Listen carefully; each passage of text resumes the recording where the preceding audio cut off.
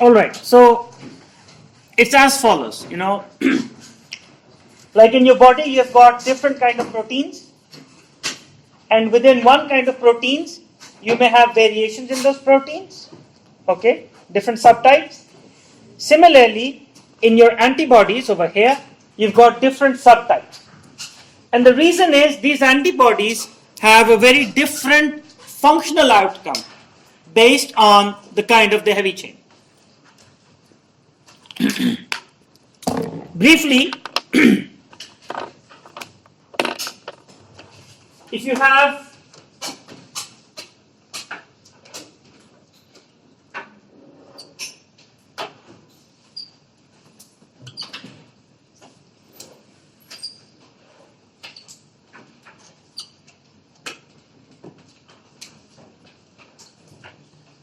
if this is the heavy chain for, if this antibody itself is, let's say, IgG, right? The amino acid sequences here are different than, let's say, if there was another antibody, IgE, okay? And there's a reason for that. These changes in the chains, in the constant region chains, the amino acids that are here and the amino acids that are here, the difference in them makes them focused or susceptible or act as ligands for different receptors. For example, you have a cell called, from the innate immune system, an eosinophil. The eosinophil has on its surface a fragment crystallizable epsilon receptor 3. Now this receptor on the surface of the eosinophil will not engage IgG, but it will actually interact with IgE or anything that IgE is bound. Okay. Similarly for IgG, you may have a neutrophil or a macrophage, which will have a fragment crystallizable gamma receptor 1 or receptor 2 that will engage this particular constant region, right? So the moment the constant regions change, the outcome of the immune response changes. For example, if you have pollen coming in your environment, and pollen is considered by your body as an antigen, okay, something that is foreign to you, a non-self antigen, the response of pollen will most likely not go to generate IgG. Instead, it will end up generating IgE and therefore allergic responses in those particular cases. Okay? Why they go in one direction and not the other, we'll discuss that in detail later. Okay? But at the level of the genome, your genome comes with all the classes of the antibodies that exist there. Now, the recombination events that take place at the genome level is strictly restricted for the variable diversity in the junction segments of the heavy chain to make the variable part, not the constant part. Okay? So the constant parts are fixed, except that because of a stop codon at this particular point, they are not transcribed. So the ones that are made are mu and delta, giving rise to IgM and IgD subsequently, and then they stop at that particular point. And that's why naive B cells, always on their surface, as B cell receptors, have either of them. Okay? Right. So let's move on to something which is actually more relevant to this talk today, right? Which is about class switching. So class switching is a process by which the antibodies can switch the type of the heavy chain, and that's the interesting part. Now, before I jump to this area, I'd like to go a little back in your memories to talk about the innate immune system and how it was functioning, right?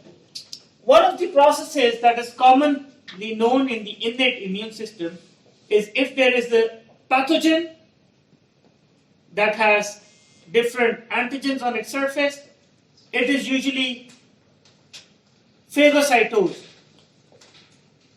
by macrophages or dendritic cells coming in a phagosome that then matures into something called as a phagolysosome when the lysosomal enzymes fuse with it, and these enzymes altogether kind of break down the pathogen into its elements, and then either it is expressed on the surface of the cell in the context of major histocompatibility class 2 molecule or MHC class 1 molecule to activate T cells, or they're released out as fragments where they can engage B cells. Now B cells by themselves as well can directly engage the pathogen and similarly internalize it, degrade it, and then put on the surface of the B cells MHC class 2 and MHC class 1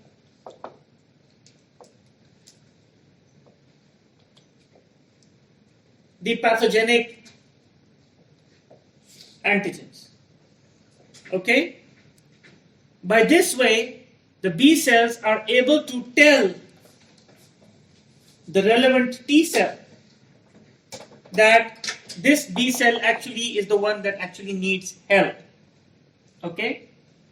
So this antigen presentation that a B cell does is not for the purpose for activation of a T cell, but it acts as a signal generator for the T cells, telling him or beaconing to the T cell that, hey, I am the one that actually needs help from you. Okay?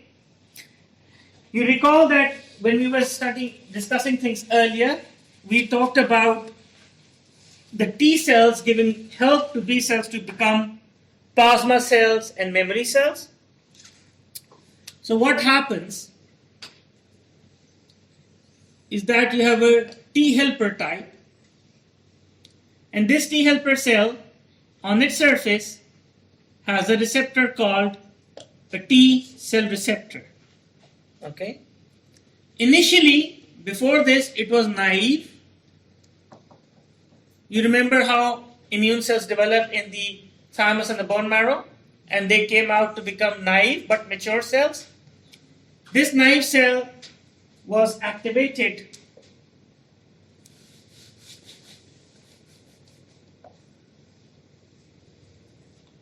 by this macrophage that took up the same pathogen, and now it is a T helper cell.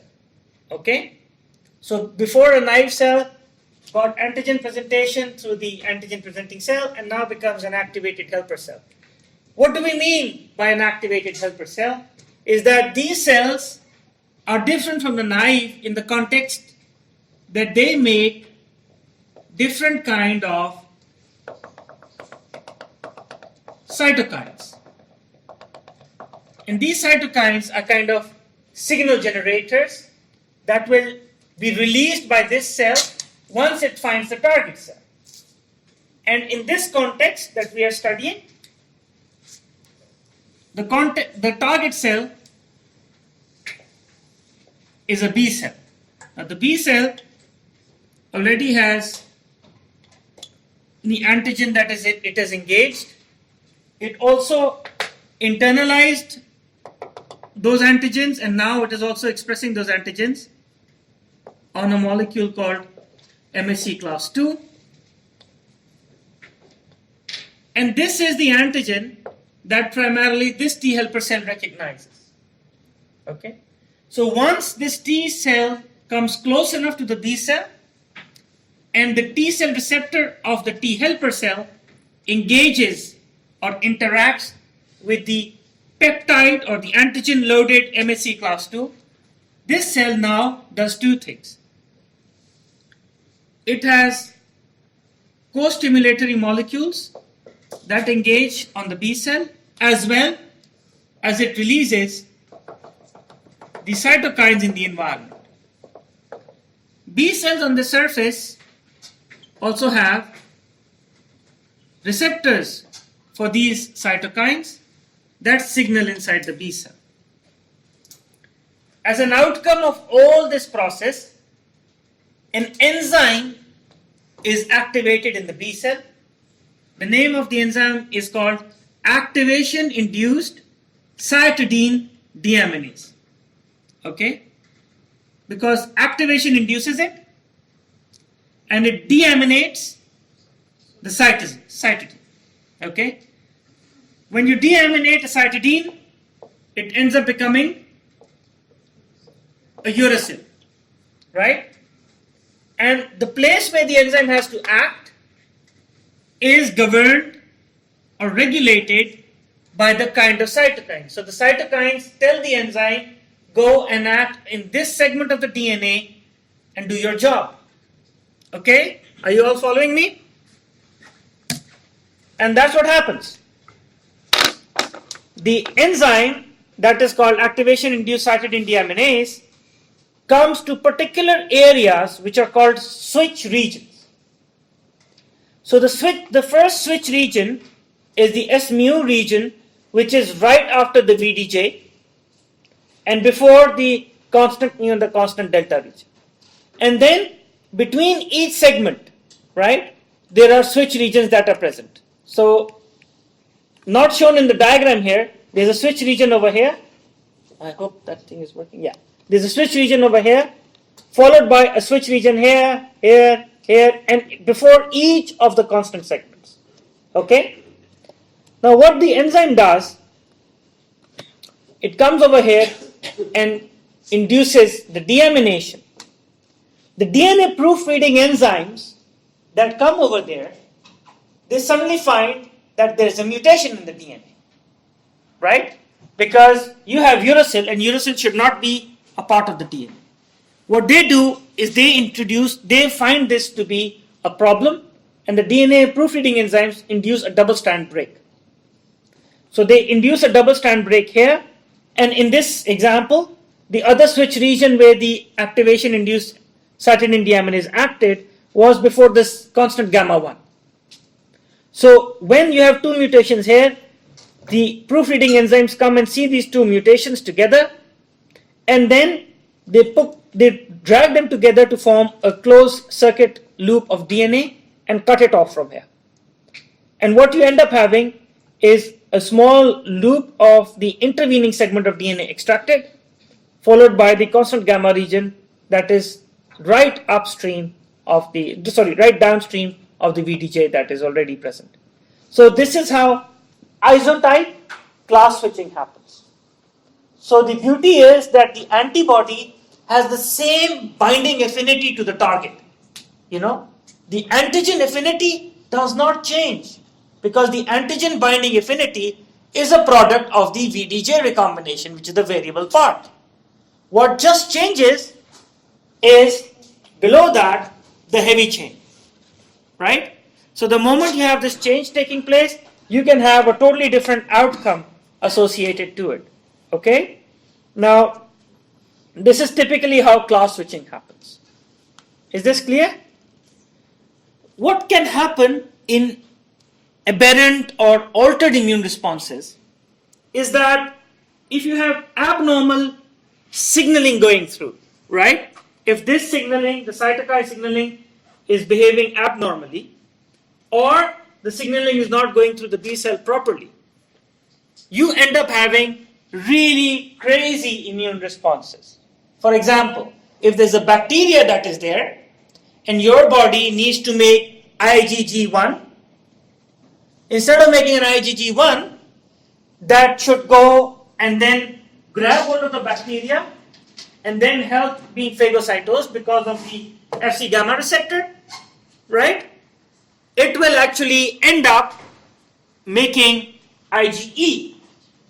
So each time you get that bacterial infection, you will have a huge allergic response and not a phagocytic response. Do you get that? Okay, so that's why class switching is a very important step that takes place in this whole process, right? So just to summarize the same things that we said on the slide over there, the antigen initially is captured by an antigen presenting cell that helps to activate a T helper. This T helper now, based on the kind of the antigen, you remember a little earlier, they were toll-like receptors? Yes, those maddening receptors. So the toll-like receptors basically tell the antigen presenting cell what kind of a pathogen is it. Is it a bacteria with a large amount of lipopolysaccharide? Is it a virus or is it a fungus? Based on that, the antigen presenting cell educates a CD4 T cell, telling it that this particular antigen is that of a bacterial origin, right? And the bacteria I engaged is lipopolysaccharide containing bacteria or flagella containing bacteria. These T cells will go and then help the B cells to start making IgG antibodies targeting, right? Also, these T helper cells go and engage the macrophages that are there, telling them to upregulate their Fc gamma receptors so that they are now primed and ready to carry out more phagocytosis. And inside them, they tell the macrophages to kind of upregulate the processes of phagocytosis, right? Any questions till this point? No? Easy? Somewhat? Or too sleepy, too early in the morning? All right. So, since this is very clear to you and you understand the core concept, we'll move to the next part. For a B cell activation, right, you need three main signals. One thing you need to remember is your immune system has the possibility to target yourself, right?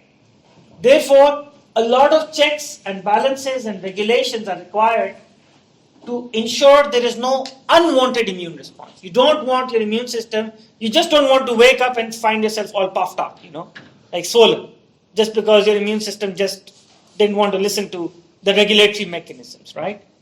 Of course, another reason that could have happened, and more so in our childhood, when a child doesn't listen to his father and he wakes up puffed up.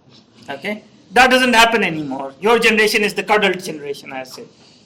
Right? So all these stories are myths to you. You know what is mythology? Things that don't actually exist. Right. So coming back to your B cells. B cells need three main signals. Okay. One signal, of course, they need, the first signal is from the B cell receptor when it is engaging the target antigen epitope. So that's signal one that is required always to activate a B cell.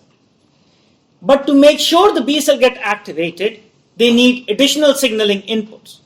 One of them, and the most important one of them, comes through the CD40 ligand on the T helper cell, engaging the CD40 on the B cell. And this CD40 ligand engagement with the CD40 on the B cell, the signaling that takes place, notice is contact dependent. Okay? So when you want a very tight regulation, you have cell-cell contact-based signaling taking place. You don't just throw something in the environment like hormones for a function to take place, because once something is shedded off into the environment, it can diffuse and have off-target effects. You get what I'm trying to say here?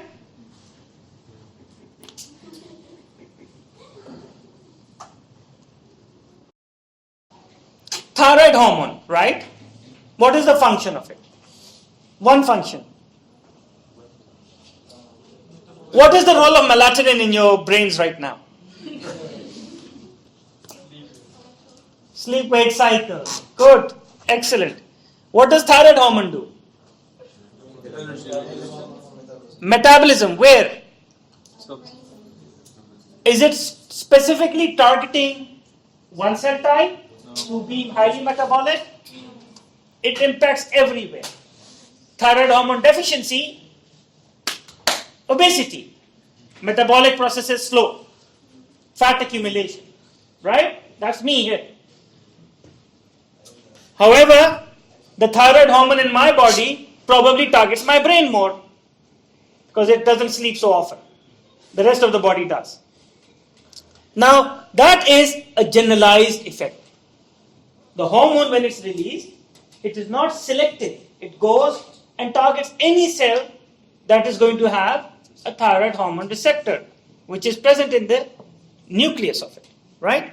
Because these are nuclear receptors, what they signal through. But when you talk about these kind of responses, you do not want just any B cell to get activated at any time and start making any particular antibody. You want it to be very specific and specific to the pathogen. So the B cell that has actually taken the pathogen and is expressing the pathogen on this surface MHC molecule class 2 will engage a helper T cell that was also activated before for this same antigen by the antigen presenting cell. So it will not, a T helper cell will not just go to any B cell. It will go to the same B cell that carries the same antigen against which it was itself activated before. After that, it makes sure that it is a contact dependent engagement of CD40 and 40 ligand to activate the enzyme activation induced cytidine deaminase.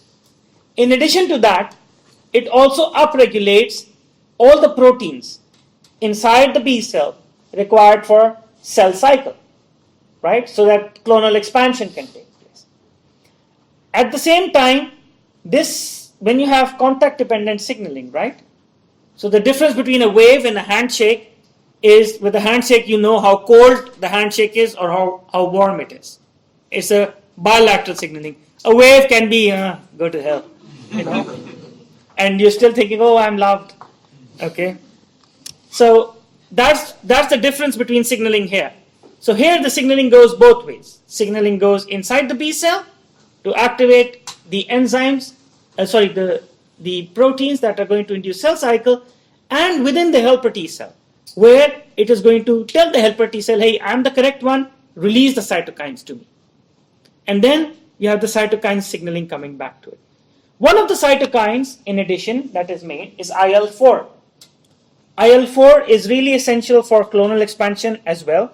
So two signals, CD40 and 40 ligand and interleukin 4 are both responsible for clonal expansion and for the class switching.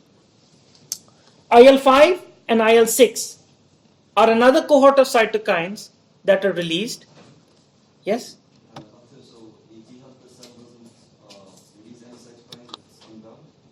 Exactly. So it's not a cell that keeps, I only talk in the session here. No, that's a lie. But the T helper only does the things when it's asked to. Once the T cell receptor is engaged, only that signaling pushes it to release the cytokines that are in it. That's why when we say that the immune responses in the adaptive immune system are specific, that's what the word specific means. It just does not respond because the pathogen is around. It has to recognize and then release things accordingly. So IL-5 and IL-6 are the main signaling cytokines that help the B cells after they go through a number of proliferative cycles to differentiate into the plasma cells. So this is essentially what happens. So the B cell is getting signal number 1 from the B cell receptor engaging the antigen, while at the same time it is getting help from the T helper cells. Now, this is why we call these T cells, this group of T cells, as helper T cells. Because if they are absent, you will have the B cells dividing a bit, they will go through proliferation, but the amount of clonal expansion will be very limited. They will not expand hugely. Okay? So without T helper cells, B cells cannot go through huge clonal expansions. So that is one need the B cells have of them. Second, we know that IL-5 and IL-6 are the key cytokines required for them to progress from B cells into becoming plasma cells. Now without these cytokines, some of them may generate plasma cells, but very feebly, very weakly. So the number of cellular expansion, the amount and the strength of plasma cell formation both get highly diminished when you do not have T helper responses. This is for only class switching. For colonal expansion, only the antigen is required. Sorry? This is only for class switching. No. No? ICRA. It's written there. Okay. So the clonal expansion is dependent on them. That's what I'm trying to say. That without them, the process becomes very weak. Biological systems don't end up with all or none responses. Something still happens, but the response is too weak. So at the end of this process, if you have all the correct signals available, signal 1, 2, and 3, what ends up having is that you have a huge B cell clonal expansion, giving rise to a cohort of memory and giving rise to a group of plasma cells. Now, if, for instance, this CD40 ligand interaction does not take place, if these cytokines IL-5 and 6 are not kicked in well enough, you will have a very small amount of B cell expansion and you will have no memory generation, albeit you'll have some plasma cells. And these plasma cells will secrete what? What antibody will they make? IgG.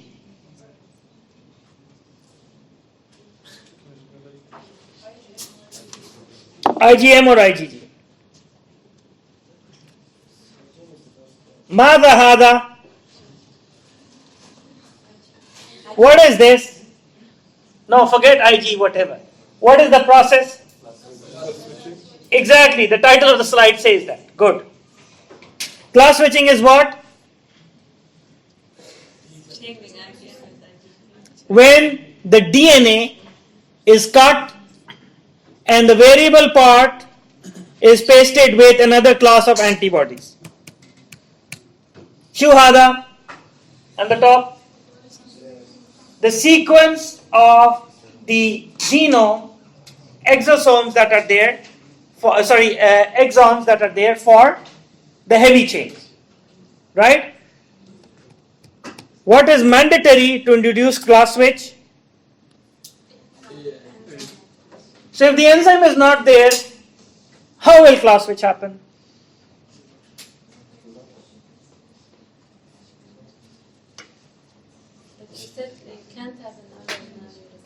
There will be something. In the absence of enzyme, No, it's there but not activated. the enzyme is not kicked in, so it will not work. I'm talking about biological functions. So what kind of plasma cell will you have now when you have no T helper responses? IgM or IgD. Is IgD secreted? So what will the plasma cell make? Good. So in all inflammatory responses, when the pathogen kicks in your body, it takes time for T cells to be activated to become T helper cells. That window period where the T helper cells are not activated yet, the antigen is still there. It is still engaging the B cell. The B cells are still somewhat getting activated and becoming plasma cells.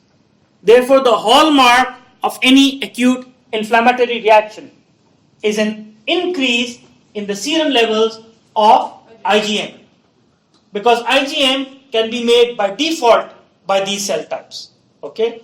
And then later, as the disease progresses beyond the 7-8 day, you will start having a loss of IgM because the class switching is kicking in now. Okay? And now things are changing towards different kinds of class switches that take place. Now, what are the different cytokines that are involved in inducing the different types of class switches are here? Okay. We'll just go through the example of IgA, right? If the environmental signaling of the cytokines is IL-5 along with TGF-beta, you have the induction of IgA, for example, right? Now, all the mucosal surfaces in your body across the mucosa, they have a lot of interaction with the pathogens from the environment, right? What is the thickness of the cell lining in your gut? How many cell layers are there in the intestine, small and the large? 1. Okay. What is my body weight in terms of bacteria? And yours, of course. You're also full of the same filth I am. Half a kilograms. 0.5 kg of my body, colonic, intestinal is bacteria, so are you. Next time you take antibiotics, go on the weighing scale, be happy. Okay? You just lost that 0.5 kg very fast. Now, because you have so many pathogens in your gut, and they are in constant interaction with the lining inside, the mucosal surfaces have a lot of immune suppression. And one of the immune inhibitory cytokines that you will discuss later in detail is transforming growth factor beta. Where else does TGF beta come in to play? What cells release it? How many of you know a book called Robbins Pathology? Only a few know the book. Good. Yes. Try to open it instead of using it as a pillow. It's a hard pillow, it doesn't help. And knowledge does not diffuse across the cerebral capacity unless knowledge itself is lipid. That's a separate thing. It is not. So, fibroblast, wound healing. Last week you should have done this. Okay? When wound healing takes place, wound healing can take place through first intention, second intention. And when wound healing is taking place, which are the cells that are there trying to remodel the matrix? Sorry? Macrophages, true, but what is there putting down collagen back in again? Remodeling. Fibroblasts. Fibroblasts make a lot of TGF beta, and they are the key signaling molecules that are involved in putting down the collagen matrix again. Okay? So all your mucosal surfaces that are there also have a lot of fibroblast activity, and that's why you heal the moment you're injured pretty well. And they make constantly a lot amount of TGF beta. Now, interestingly enough, and most beautifully in the nature, what you have is if anybody gets a mucosal infection or infection at the level of the mucosa, the memory cells like to travel back to the same part of the mucosa. We discussed that yesterday briefly, right? So, we'll take the example of poliovirus again. Polio is spread through what? Fecal-oral route, right? Now, the virus would like to gain access through the intestine, enter into the bloodstream, and its target area is a neuron. That's where it needs to reach.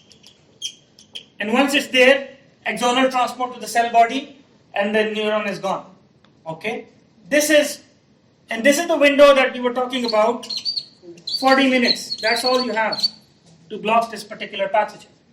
Now, you must have come across vaccines which are called oral polio vaccines or injectable polio vaccines. What's the difference between them? Sorry, say again. Why do you need to change the route of administration?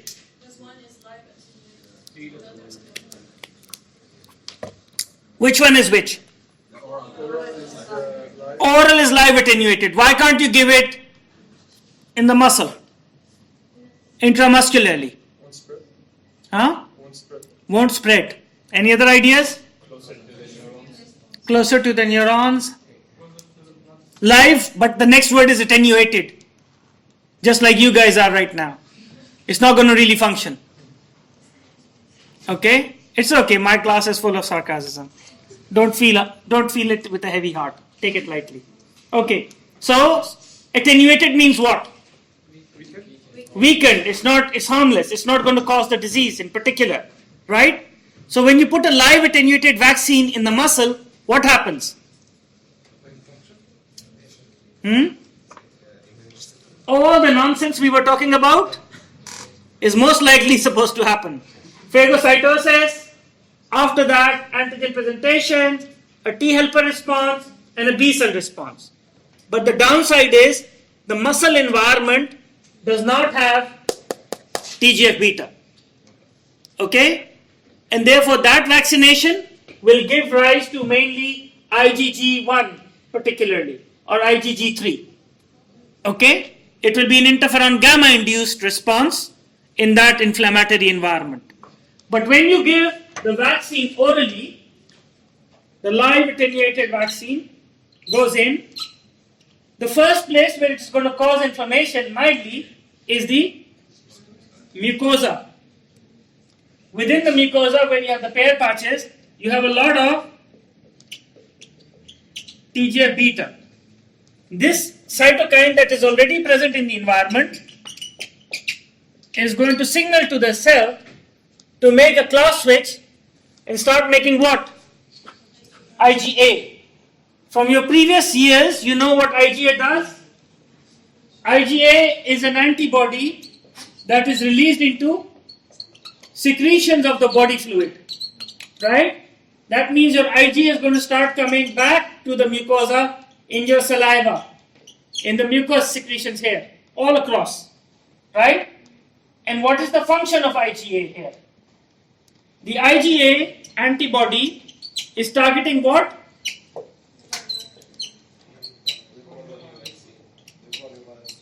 The live attenuated virus, right? And IgA is a dimer, okay? When it's going to target the lab later in your life, this is vaccination, right? The first time you do it. Then you get the booster. Later, when you're walking, you suddenly choose to go back to places like Egypt. You suddenly become depressed of life and you want to go to places like Pakistan and Afghanistan. And you drink the tap water there. And this cute little actual wild virus now enters. It will be blocked by the IgA to decrease the viral load that can actually enter. Do you get the point? So the whole impact of getting an IgA response is to block the pathogen before it enters your body at the mucosal surfaces, right? And for it to happen, you need to have a combination of the signaling events over here, IL-5 and TGF-beta to kick it in, okay? So mucosal surfaces by default make a lot of TGF-beta. So any vaccine in the mucosa will eventually give rise to IgA, and IgA will then block that pathogen from gaining access to your body. Does that make sense? Okay. Yeah, a little too deep maybe. But still, it's good for you to know why you use one vaccine and not the other, and what's the mechanistic basis behind using that vaccine. What about the killed one? Good. So the killed one, you still need to have a lot of, what is going to block here in the blood? IgG. So you still need to induce IgG. So if you only go for the oral, you will, and if the load goes beyond the IgA capacity, it's a viral load, right? If there are 10 molecules, IgA will manage it. If it's a million going through, right, it goes beyond the saturation capacity of IgA, some will gain access to the blood. And that's why you still need to have high levels of IgG to block it from gaining access to the nerve endings, right? So you target them both ways. That's why polio vaccination was initially a failure. They were trying to target this only, and it wasn't working. Then somebody started targeting the mucosal surfaces only, and it wasn't working. And then they had to use a combination because this window is too small. This window is different for different pathogens. For the polio, this is a very small window where you have to target it. So you decrease the amount of virus getting access to your body by blocking it with IgA. If it gets inside, you use a high titers of IgGs to block it off so that it doesn't reach the nerve endings. Okay? Correct. It's always a combination. Okay? It's a combination of these cytokines that give rise to different kind of antibody production. Okay? And that's how it's regulated in particular. Okay?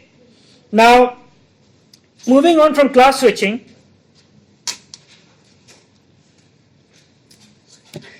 you can have responses that the B cells have, which are primarily independent at all of the thymus. So all the responses that we discussed where the T cells are giving help are called thymus-dependent responses. Why? Because T cells develop in the thymus. You remove the organ, you remove T cells. So if you remove the thymus from an animal or a human, you will not have T cells in that person anymore. But even when you don't have those systems, you still have some B cells getting activated. What was interesting to note in these kind of immune responses was that the B cell would not always get activated by any particular pathogen in the absence of the thymus.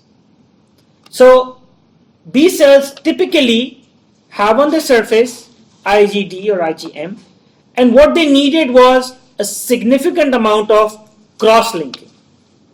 What do I mean by the term cross-linking? That many of the B cell receptors of the surface need to be engaged or in contact with the antigen epitope all simultaneously together and within a small range.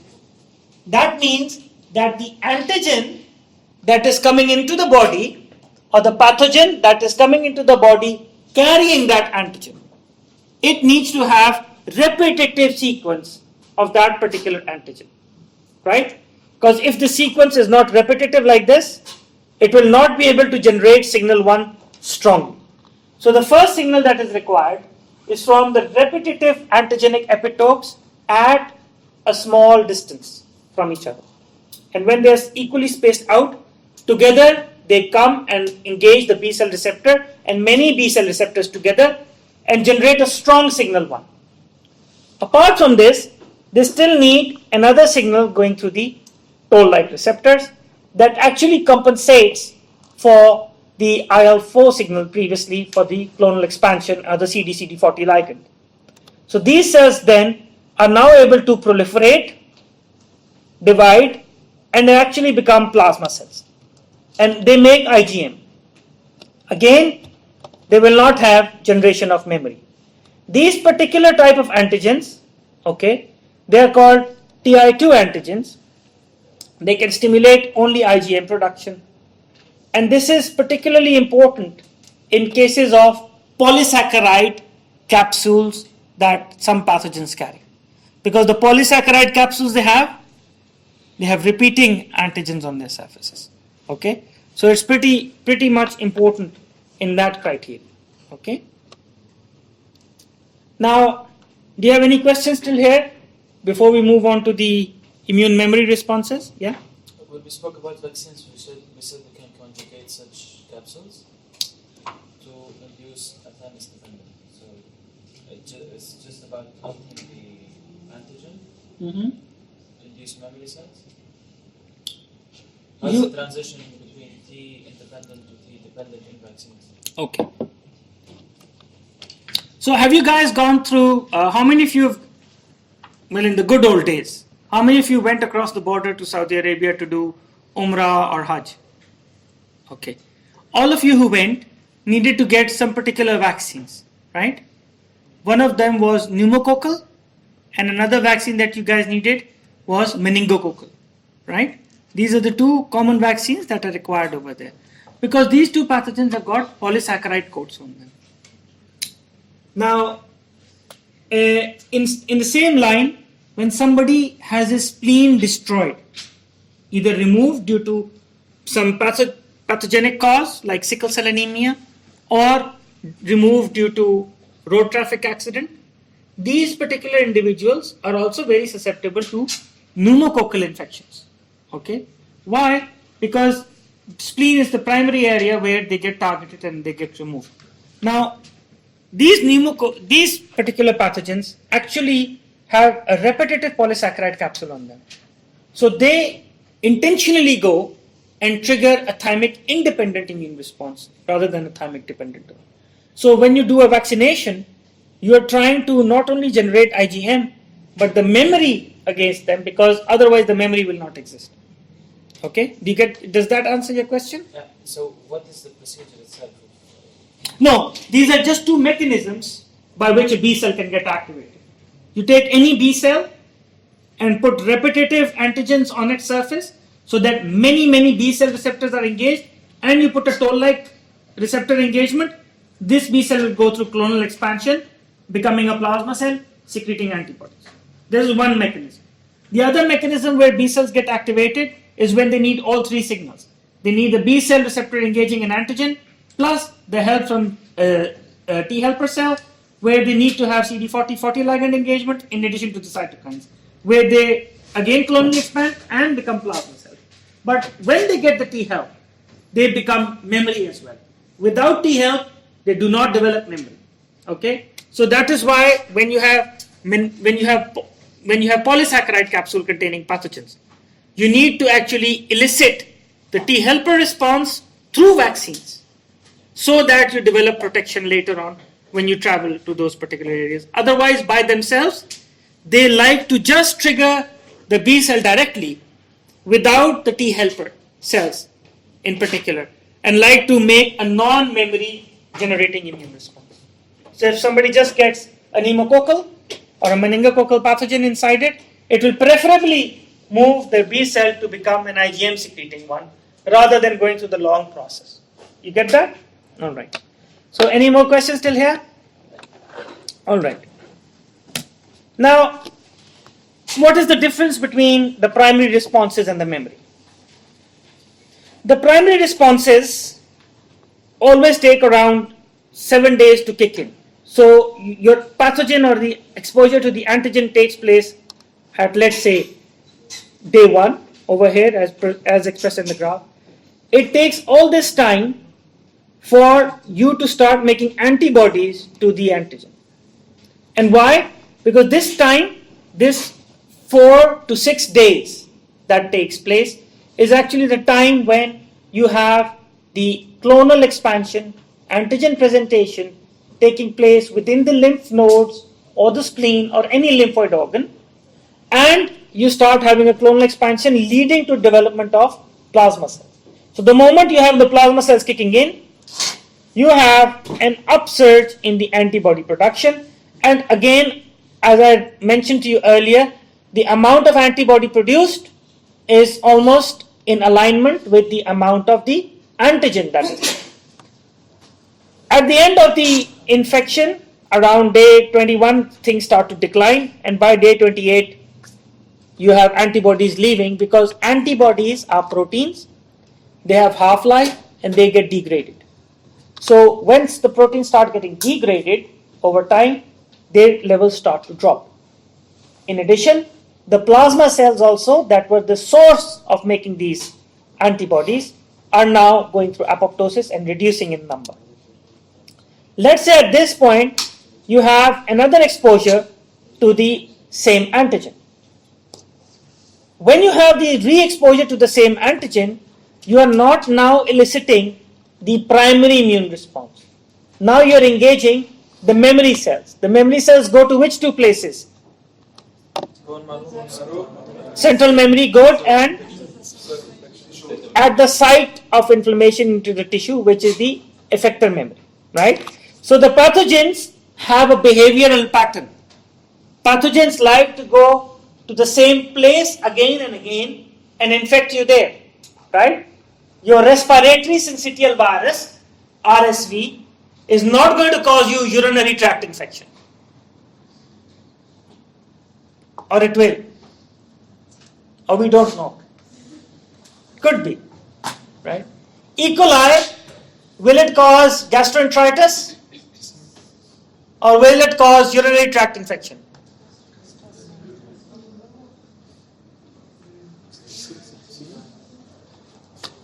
The half kg, a lot of it is E. coli. So your gut is full of E. coli.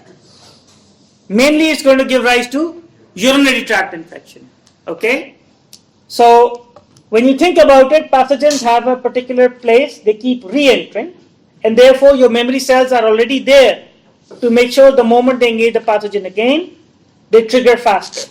So the memory response again that you have over here is going to be much faster, and not only that, it's going to be much stronger.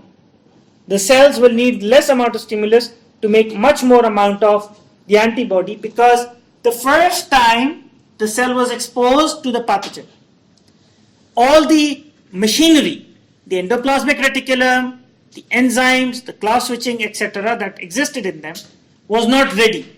It had to make it and clonally expand. But now the cells that are memory cells already have that machinery in place. The moment the signal comes, they immediately start producing it. They don't have to make additional ribosomes. They don't have to make additional endoplasmic reticulum, for example, to start making those particular antibodies. But when you have another antigen or a pathogen that is exposed, it is not at all influenced by the first one. Okay? And this concept goes back to the concept of clonality. That one clone of B cells will not influence the other clone of B cells in terms of their functionality. This new antigen acts similar to the first antigen exposure that it had over here. Does that make sense? Clear? Right. So we're going to move to the kind of antibodies that we have, right? Yeah.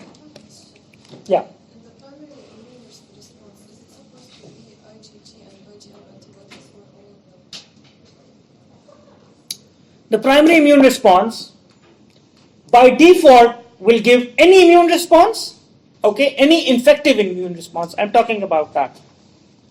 And by infections, I am limiting the infections to be bacterial and viral in origin, not parasitic or fungal. Any acute infection, the first antibody that comes in is IgM.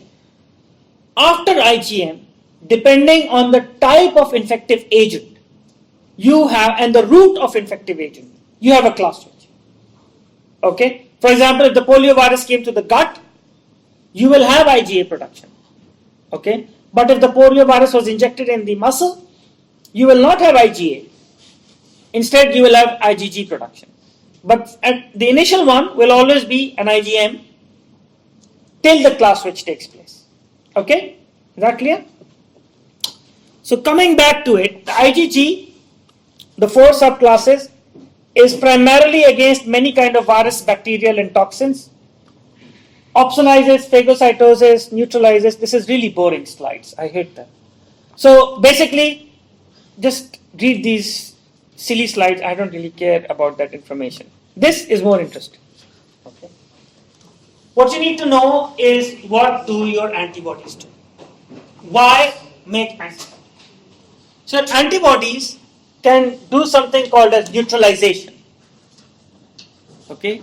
People who have cats, and a lot of people living in Doha cannot afford to have larger animals in their spaces, so they use cats as a particular species of inbred animal strains. People who have cats would know what is neutering a cat, male or a female, making them impotent.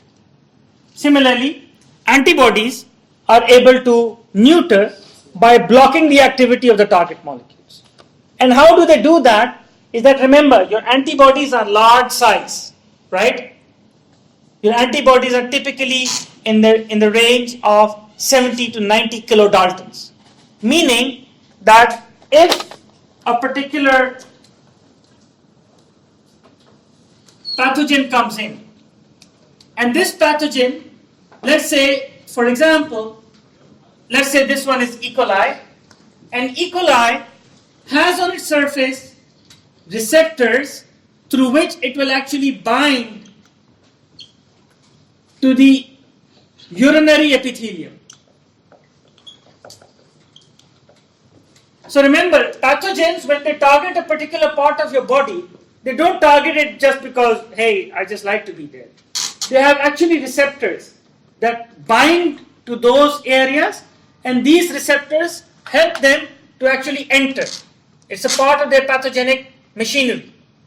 So let's say you have an E. coli in the urinary epithelium, and if this E. coli is blocked off by IgA, which is a dimer, and even if it is blocking it off from points which do not actually engage the receptor that E. coli will use against the urinary epithelium, it gives rise to what you call as steric hindrance, right? It acts as a barrier. It does not allow those molecules to come close enough because receptors are smaller in their size, antibodies larger, and dimer even more larger than that, right? So they help to neutralize. Another function they do is what is called as opsonization. So neutralization is simply blocking the access. Opsonization is coating the antigen and then allowing it to be recognized by the macrophages. You remember your macrophages in particular had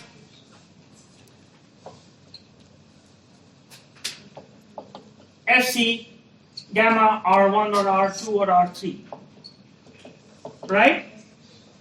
And these Fc receptors like to engage an antibody. Now, what you need to know is that if you have an antibody which is freely floating in circulation, it is very different from an antibody that is bound to an antigen. The moment the antigen is bound to an antibody, it induces a change in the shape of the antibody. The change in the shape of the antibody actually exposes within the Fc part of the antibody sites that have high affinity to bind to the Fc receptors, right? So your circulating antibodies don't bind to Fc receptors. If the antibody is bound to a target antigen, it changes the three-dimensional shape of the antibody so that the Fc part of the antibody now has the activation site exposed that will now go and bind with high affinity to the Fc receptor. So therefore, once it is bound to something, macrophage Fc receptors can see it, they bind to the antibody and drag in anything that the antibody is bound to. So whatever the antibody is bound to is immaterial now. As long as a macrophage can see an activated antibody through the Fc receptor, it will bind it and drag it in. Okay? Now that is what happens in opsonization. So in a couple of centuries ago, there were no liquid soaps. There were solid soaps, and people had real trouble when they were trying to take a shower. It slipped out of their hands. Then humans became more intelligent. Evolution takes place now in terms of days instead of centuries. They got these funny gloves you can wear and the soap doesn't slip. So keep that concept in mind. Bacteria that have polysaccharide capsules, bacteria that have flagella, they are highly mobile, and if a macrophage would just like to phagocytose it directly, it's not able to. They slip away or they move away. But when they are loaded with the antibodies, these antibodies, number one, limit their flagellar motion, so the bacteria can't go away because your antibodies may be binding to the flagella and blocking its functionality. Second, because the Fc receptors are there, this acts like that good glove that can hold a wet soap. So polysaccharide capsule containing pathogens particularly get grabbed in and pulled in by macrophages much more efficiently when you have the antibodies there, and that's opsonization. The third, I believe, is complement activation, and I think you've already done that already. So antibodies such as IgM, which is a pentamer, and IgG give rise to the activation of the complement. Now, macrophages, apart from Fc receptors on the surface, they have another group of receptors called CR1 and so on and forth. CR1 is a receptor that likes to bind to complement C3b. So the moment a pathogen is there, that is actually opsonized by your antibodies. In addition, it is also has C3b deposited on it as a consequence of complement activation. So you have both receptors over here. You have both the complement proteins being activated and the antibodies there, and together the CR receptors plus the Fc receptors both will be used to pull down the pathogen. Okay, so this is where neutralization, its typical opsonization with complement activation facilitates the removal of pathogens. Examples over here are limited to toxins and bacteria, but the same applies to viruses as well. Okay, so viral particles, when they're outside the cell, the antibodies trap them and block them from gaining access to other cells, also help by removing them, right? And this is typically activated in the reticular endothelial system. So once if in the blood, if in the circulation. Once they're coated with the antibodies and once they have the complement activation, the spleen is an organ which really has a lot of monocytes and macrophages, and whatever is passing through spleen, it grabs hold of them and pulls them in. Therefore, in many acute inflammations of the blood, you have splenomegaly. The spleen enlarges because the cells inside it are carrying out more function, macrophages are more activated, and of course, you have antigen processing and presentation taking place there. Okay? So, that's where we end our slideshow. Do we have any more questions? Till here? Till here. Yeah. And antibody do only one function of this, or can it do neutralization, optimization at the same time? Okay. Now you see, this is how we label it. The basic function of the antibodies it goes and binds. The outcome of it is what we say is neutralization. If it's a toxin and an antibody binds to the toxin, or if it is the poliovirus in the gut and the IgA goes and binds to it, we label it as neutralizing. Okay? And if the process kicks in the complement activation and it is phagocytosed, then we call it opsonization. So it's just the terms we give to the outcome of the antibody binding to a target. Okay? Now if the target, if it is too small, right, like a small protein, it will not have complement deposition taking place on it, right? It will end up mainly having just the antibody immune complex forming with the small target toxin. So this will not give rise to complement activation later on. And even if complement does get activated, there's no place for it to deposit. Okay? So these are just circulating immune complexes that will be phagocytosed and the toxin removed. Okay? Now, since you have freshened your brains and packed your bags, let's start with the next group of slides. Immunity. So immunity, yeah, see? So happy. They were so happy. We finished 5 minutes. No. Immunity are of two types. One that you're born with, which is innate, and the other that we are talking about, acquired. And the acquired immunity is the one which is primarily dependent on the adaptive immune system, right? Within the acquired immunity, you can have active immunity, where your own body actively starts producing antibodies. And over here, we're talking about the generation of plasma cells and all the mechanisms that we discussed earlier on how B cells get activated and become memory cells. Or you can have antibodies generated in another environment, but ready for you to use them to confer protection. When you have active immunity, it can either be due to the natural exposure to the pathogen. Every year, I believe some of us get influenza virus that makes all the CSF run out of our nose, and therefore we cannot function in those days very well. So that is that is not CSF. Please do not take that. Okay, that is rhinorrhea. Okay, but the brain stops functioning. That is separate. That is cytokines. But you have natural. So be very careful, right? Don't take all my words for them being as they are. My sarcastic side, dark side keeps coming up. So don't just remember things word by word. That's therefore study books. All doctors who teach here on this podium make mistakes. Study books. They will not. Books are free of sarcasm. Now, the natural is exposure to infections, and we all get infected every year with different viruses. Okay? And therefore we develop our own immunity against them. Then we have artificial, which is immunization. Briefly, there's a big problem with immunization.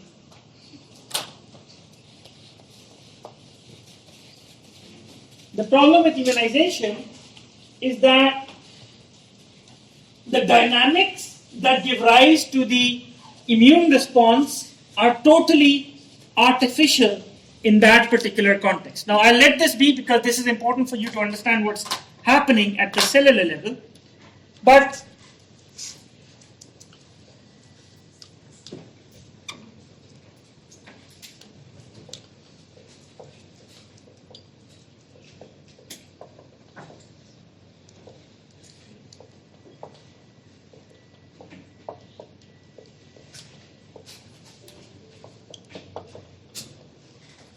So the problem is, let's take a typical infection, right? There's something called as infective dose. Do you know what it is? Yeah, the amount. Make a guess. Let's start making guesses now, the at amount least. of pathogen needed to cause a reaction. Good. And produce signs and symptoms of the disease. So maybe I get exposed to some amount of pathogens right now as I talk, because I talk too much. And those pathogens enter my body, but my innate immune system gets rid of them because they're just too small. Yani 5-10 molecules of some funny little bacteria, viruses entered, gone. No clinical features came out. Okay? You need to have a particular amount of pathogen entering you before you actually give rise to the clinical signs and symptoms. Okay? So that is when you remember when Dr. Suhail talks about disease and the risk of developing a disease and all those stories. So when a person is having risky behavior in terms of sexual intercourse and is actually exposed to someone who had HIV, it is not necessary that that person gets HIV, because the infective dose may not be significant to cause disease. Okay? So just like drugs that have a therapeutic dose, pathogens have to have an infective dose. The amount at which once they enter your body, they give rise to the clinical signs and symptoms of the disease. So a pathogen enters and has a particular infective dose. And why do they enter? Because they like your body environment. They like the 37 degrees. They like to divide and multiply and reach a nice plateau stage. Now, of course, then your immune system kicks in and gets rid of the pathogen. We just discussed that in this part over here, actually even here, it's the innate trying to curtail the pathogen, right? While now it is allowing the adaptive immune system to kick in. And we use the black line for the adaptive. So the adaptive kicks in, and as the adaptive rises and peaks, the pathogens start falling down. And by the time the adaptive has hit its peak, the pathogen is already on its way out, because that's what the function of the adaptive immune system is, to get rid of this specific pathogen. And there, bad drawing, this amount left off, and see it starts with a very lower number even. Okay, this amount left off is your memory cells. Okay, this is typically what happens. And notice one thing, that as your adaptive immune system is kicking in and expanding, the pathogens have also been there more. That means the antigen started with a low dose, and then the antigen dose increased. And that actually helped the immune system to start with against a low dose pathogen, and as the pathogen increased, the antigen presentation also increased. So it kind of stretched your immune response strongly and forcibly against the pathogen. Okay? But what happens in vaccines? Big dose initially. Exactly. In vaccines, you end up just giving a standard dose. And your immune response that is generated against it at this time point is okay? Because you have to understand, when we're saying the antigen is increasing, it's not just the antigen, right? When we say the pathogen is increasing in number and therefore the antigen, it's not just the antigen. It's all the mix of antigen presentation, the cytokines, and the whole immune response that is developing for it that actually gives rise to generation of a better memory response. But when you give a stat vaccine, you give a bolus dose of a vaccine, you're never giving it too much either, because a very high dose of a vaccine can actually induce severe immune reactions, fever, etc. So you give a dose once that dose, it generates memory, but the memory generated is relatively weak as compared to the natural immunization. Okay? So that's why you end up being protected much better with natural exposure instead of artificial exposure to infections. We get boosters. Yeah, so boosters is actually an attempt to close up on the memory gap. Not only that, but also to sustain higher titers of the antibodies that are required. Okay, and particularly I always keep the example of polio at the helm of it all, because that's really the problem with it. The time lapse is too small from the entry to the virus hiding inside the cell. Yeah? How are vaccines effective if the effect is not as good as the natural exposure? How are they? Because they do generate some amount of memory, they do generate some kind of antibodies, and they do actually, the memory cells are the ones that on the secondary or the subsequent exposure will probably react stronger to that particular antigen of the pathogen that you introduced. Okay? So when you even make live attenuated forms of pathogens, they have different antigenic constituencies than the natural ones, because you're trying to get rid of some antigens from them in the process of attenuation. Yes? So the memory cells, they're constantly reducing the small number of antibodies as well. Correct. And when we get boosters, does the amount of memory cells that stay increase? Sorry. The memory cell, I'm so sorry. The boosters, does the amount of memory cells increase? So that's what you're trying to do. So memory cells are these very special cell types that are like stem cells. They're like alive and not alive. They're activated and not activated. They're in a state where they're constantly releasing antibodies and quiet as well at the same time. Now when we give boosters, we're trying to increase the pool of memory cells. So increasing the pool of memory cell will eventually turn out into an increased pool of antibodies. An increased pool of antibodies will be the higher antibody titers that you're wanting later on. Okay? So the other kind of immunity is passive. And we use passive where you already have maternal antibodies, okay, coming through the breast milk of the mother. You have the IgG that can get transferred. All those slides that I skipped, read them, they will open the brain up in that context. I had to do it in the context of time because it was just laborious reading. I hate that. I guess you hate that as well. Anyway, so the maternal antibodies that get across are the primary antibodies are IgA subtype and the IgG. And these two are very important in giving protection in the first 6 months and very crucial within the first 30 days. Neonatal mortality rate is the highest because the child when it's born does not have a lot of functionality there. The liver is not functioning, the immune system is not functioning, the GI is just trying to catch up, the musculoskeletal is kicking in. A lot of functionality is not there and they are very susceptible to infections. And it's the maternal immune system that protects them.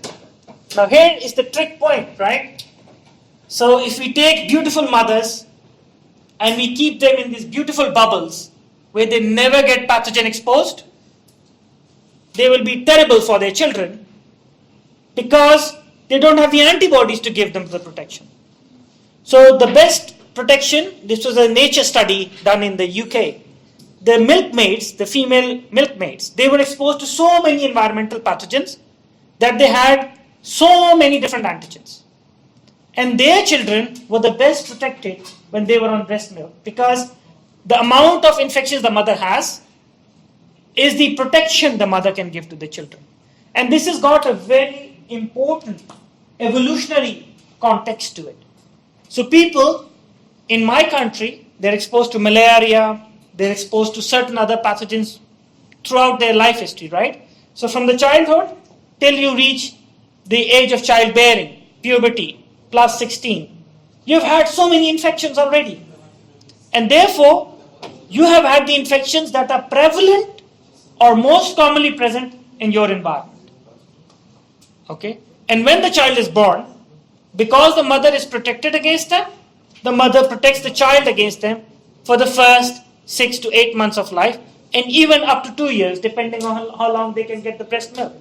But now with these dynamics that have kicked in with a lot of population shifting, migration. You have somebody born in one place, moves off to another. If I ever went off to the US, I would end up having chikungunya, which I never ever even could pronounce till the end of my med school, right? Or I would have Lassa fever or yellow fever, which is not prevalent in my part of the world. Similarly, anybody from the Europe, if they end up in Pakistan, poof, they die of malaria, and we say, haha, maskeen white man. Okay? Antibodies, when they pass from the mother to the fetus, does this mean that they increase in the mother's body? Like the amount of antibodies in the mother's body, do they increase? No. So you see, the memory cells keep making IgG, keep making IgA. Okay? And both of them are being secreted into the body fluids, and from the body fluids in terms of tears, sweat, saliva, when I drink, when I pee, all of them are lost equivalently. And new ones are being constantly generated. So the mother's levels don't drop. The mother's immune system does not drop because antibodies are being transferred. It's just that she is losing them by default, just like we are losing them by default even as I speak right now. So they just get transferred off to the child. The thing is that children in their GIT have got a receptor, a particular receptor called poly-Ig receptor, polyimmunoglobulin receptor. So the antibodies that come from the maternal milk go through the stomach into the intestine. From there, these polyimmunoglobulin receptors grab them from the intestinal lumen and transfer them to the circulation, pull them in. So the child now has circulating levels of antibodies, always less, of course, than the mother, because it's not the child that's producing it, but they still give him some level of protection. Okay? So the rest are just slides talking about what kind of antibodies are there. Horse serum and toxins, you can go through them as examples. Okay? I stop here. I have to run for another minute. Thank you for your time and patience. And next